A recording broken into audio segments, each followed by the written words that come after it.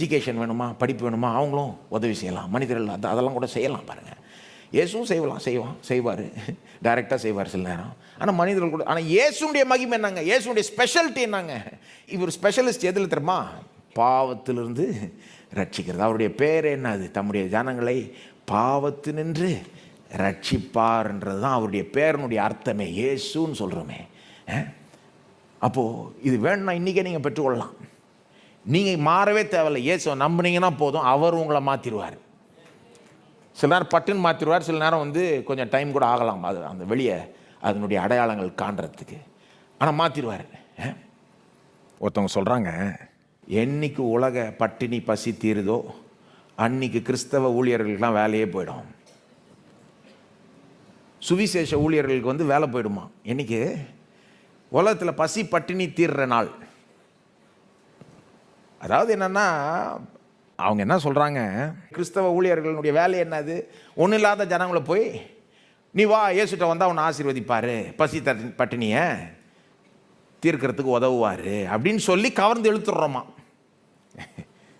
எங்கள் இயேசு எப்படின்னா, பசி பட்டினி இருந்தால் கூட அதை தீரு அப்படின்றாரு. எங்களை பார்த்து அவனுக்கு உணவை தான்றாரு. சட்டை இல்லைன்னா சட்டை துணி இல்லைன்னா சட்டை துணி தான்னு சொல்கிறாரு எங்கள்கிட்ட. ஆனாலும் செய்கிறோம் நாங்கள். ஆனால் ஆக்சுவலாக எங்களுக்கே பசி பட்டினி தீர்ந்தால் நல்லாயிருக்கும் தான் இருக்குது. ஏன்னா சுவிசேஷத்தை உருப்படியாக பிரசங்கம் பண்ணலாம். அப்போது உலகத்தில் பசி பட்டினி தீர்ந்தால் நல்லாயிருக்கும். ஏன்னா இயேசு வெறும் பசி பட்டினியை தீர்க்கிறவர் கிடையாது. அதை விட ஆழமான இந்த பாவத்தை யாருங்க தீர்க்கிறது? அந்த பிரச்சனை யார் அதை டீல் பண்ணுறது? இயேசு மட்டும்தான். தீமையை விரும்புகிற உள்ளத்தை யாருங்க மாற்றுறது?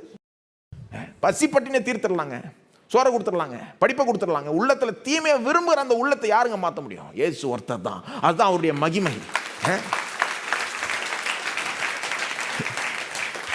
எங்களுக்கே எப்படி இருக்குன்னா, அந்த பசி பட்டினி இந்த மாதிரி இந்த சின்ன சின்ன பிரச்சனைகள்லாம் தீர்ந்தால் நல்லாயிருக்கும்.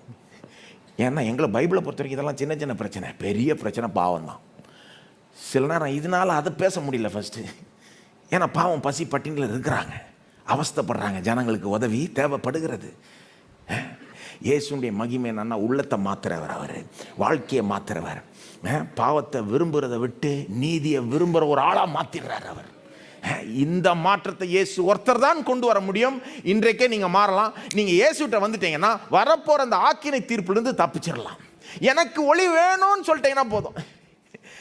சில நேரம் என் உள்ளம் ஒளியை விரும்ப மாட்டேங்க, ஆனால் விரும்பினா நல்லா இருக்கும்னு சொன்னீங்கன்னா போதும், உங்களை காப்பாற்றி விட்டுருவார். யாருமே இந்த வரப்போகிற ஆக்கினை தீர்ப்பில் மாட்ட தேவை இல்லை, ஆக்கினைக்குள்ளாக தீர்க்கப்பட தேவை இல்லை. அதுதானே யோவான் 3:16